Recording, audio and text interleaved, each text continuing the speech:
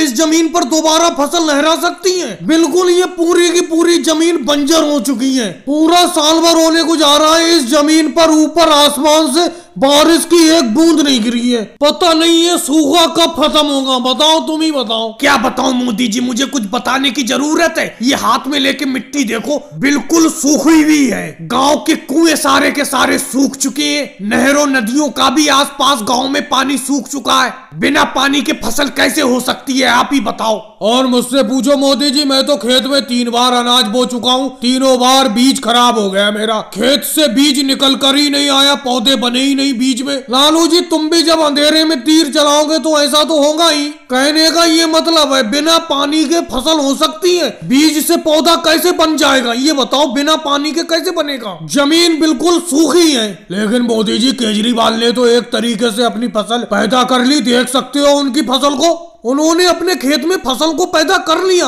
लेकिन वो काम तुम कर सकते हो बताओ। बहुत मेहनत का काम है और उसमें खर्चा भी बहुत आता है। मोदी जी कोई खर्चा नहीं आता है, आपकी सोच की बात है। उन्होंने पूरे खेत पर एक प्लास्टिक की पिन्नी बिछा दी और उस पर जो उसका पानी इकट्ठा होता है उसी से वो खेत में पानी लगा देते हैं। अरे वो सब छोड़ो लालू जी, केजरीवाल ने कुछ भी किया, अपने बारे में सोचो। अपना फसल कैसे उगा सकते बिना बारिश के। राहुल मेरे हिसाब से बारिश के कुछ गीत गाना शुरू कर दो और भगवान से प्रार्थना करो जल्द से जल्द बारिश हो जाए।